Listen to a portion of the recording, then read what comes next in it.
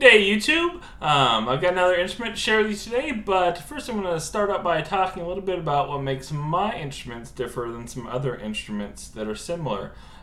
Specifically my stick dulcimers. So what makes them different than other cigar box or cookie tin instruments that are out there? The first time I got one of these instruments, it was from a rather reputable company, leader in their field. They actually also make a lot of the parts that people make cigar box instruments out of. And the first thing I thought was, with a little know-how and actually less money, you can make a better instrument.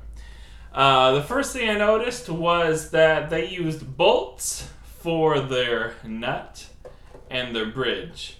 Now that was rather easy of them, and if you're making an instrument maybe for the first time, this would be a really easy solution. The problem is those bolts are cylindrical, and the shape makes it really hard to make your intonation or the instrument stay in tune. They might say that that's historically accurate, but I think it's kind of absurd to think that a farmer maybe 100 years ago wouldn't be able to whittle out a nut and a bridge with a piece of walnut or maple or something like that. And it would have been cheaper, especially back then. 60 years ago, hardware was a whole lot more expensive because it was harder to make. So a farmer, or even farther back, like a sharecropper, they would have much rather made a bridge, just whittling it with a piece of maple or walnut, something hard like that. And another thing about these instruments is a lot of times they aren't fretted. Maybe they have a pencil line where you're supposed to put your fret, or they're not fretted very well. I actually spend a lot of time on these frets. The action is really low and playable so that they're fun to play. All my instruments are playable. I play them. When I do sell them, it's kind of hard to let them go because I have been playing them and having fun on them. What makes my instruments different than some factory-made models? Probably the most well-known of these instruments that are like a stick dulcimer is the McNally strum stick. So those are a factory-made instrument. They use really nice materials. Unfortunately, they don't construct their bodies really well, so they're using mahogany or spruce wood for their bodies. I'm just using a cookie tin here, and we have about the same sound results. So they just don't construct their bodies very well. They're not very big, so they're not putting out a lot of volume, and they're not putting out very good tone. Another thing that I've heard is their tuners. Tuners are these things here that use to tighten strings. They aren't as high quality, and people have had problems with them rattling and things like that. Now, the McNally strum stick has 3 strings. My instrument has 4. That is because I have a double strum high string. And that's because that high string is a little bit smaller, and so it's not very loud. The bad thing about that is that's the string that most people play their melodies on. And you want that to be nice and loud so it can be heard over the strumming of the rest of the strings. So that's why you want a 4-string instrument. Another instrument that is really popular out there is the Merlin by Siegel. Similar thing with the wood. They don't construct their bodies very well. It's actually a one-piece body, which sounds really cool, but it doesn't allow the wood to resonate very well.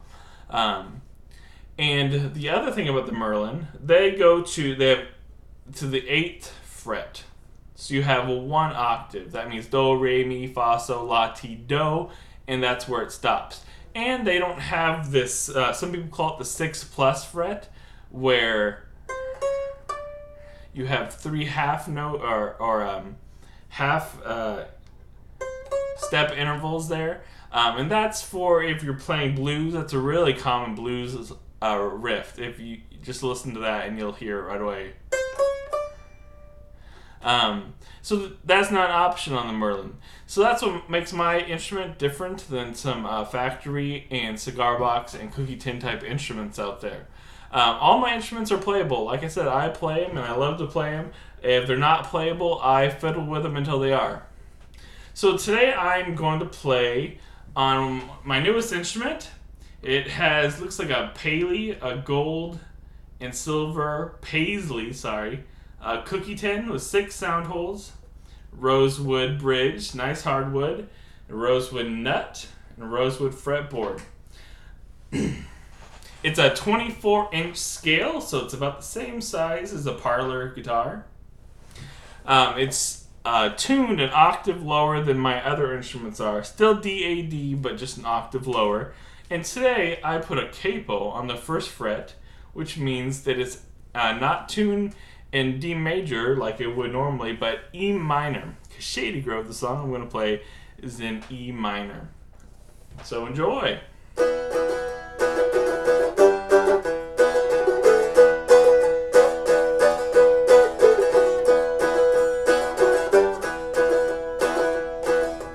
Shady Grove, my pretty little love. Shady Grove, my darling. Shady Grove, my pretty little love. I'll go down to Holland. Peaches in the summertime, apples in the fall. If I can't have Shady's love, I won't have none at all.